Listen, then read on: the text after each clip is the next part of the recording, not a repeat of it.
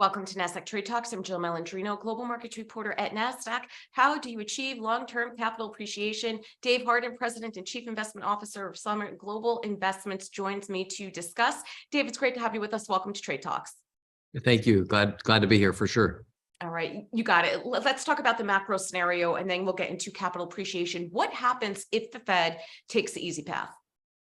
Well, the reality is if they do one thing or another, they're in a very difficult situation.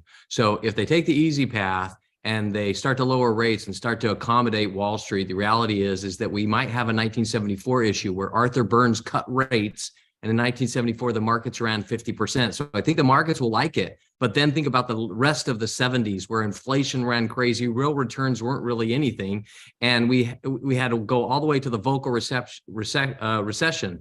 And so I think that they're in a very tight spot. And the reality is if they go too easy, it's going to really hurt us even more. Right. And I think they've been pretty clear about telegraphing their policy. So do you think the market can continue to rally? Well, the market doesn't believe the Fed in all reality. So, they've been pressuring the Fed to cut interest rates, to lower interest rates, to come sooner and sooner, and to give us back, so to speak, our punch bowl. And the reality is that the Fed has caved in a lot of respects. Inflation, they were behind the ball on hitting it in the first place, and now maybe they're not going to continue as much because of the old saying, don't change anything until it breaks. Well, something broke in March. We all know that.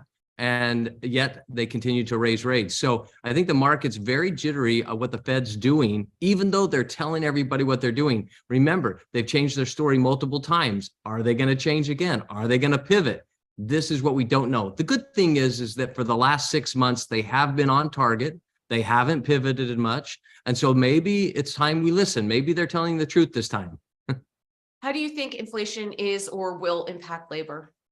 Well, let's face it, we have a tight labor market. And every time in the past where we've had a very tight labor market, it has impacted recession, meaning recession has not happened. The difference here, I think, is that we do have a lot of people outside this tight labor market. So how is that going to impact us? What are we going to experience from that? That we don't know yet. But there's a lot of political and other type of risks hitting this market that might also impact the recession and the labor market. And so unknown at this point. I'm very cautiously optimistic that we could avoid a recession, but the reality is that it's more likely than not.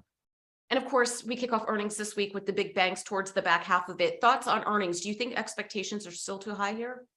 Well, they are. I think if you look at every other recession in the sense of earnings have come down by average of anywhere from 25 to 30% off the top line. We're only down about 10% when you look at the analyst expectations. So I don't think they've cut earnings as much as they need to. And I think that if you look at earnings in the big picture, this is the worst earnings we've had in nearly 20 years from an earnings per share perspective. So I think we're really hurting on earnings. I think we're going to see that again. All eyes and focus are going to be clearly on the banks and what they release and what they say because of the situation that we had in March. The reality is, though, it's going to be a volatile market.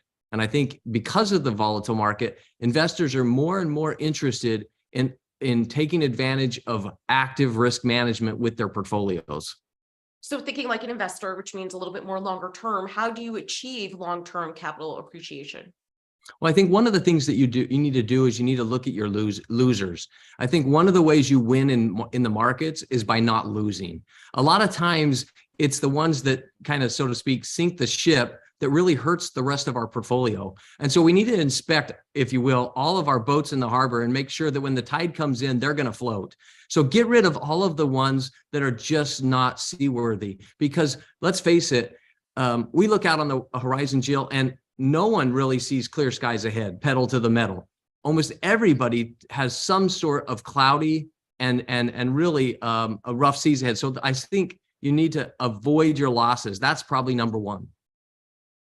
All right, Dave, appreciate the insight. Thanks for joining us on Trade Talks. I'm Jill Malandrino, global markets reporter at Nasdaq.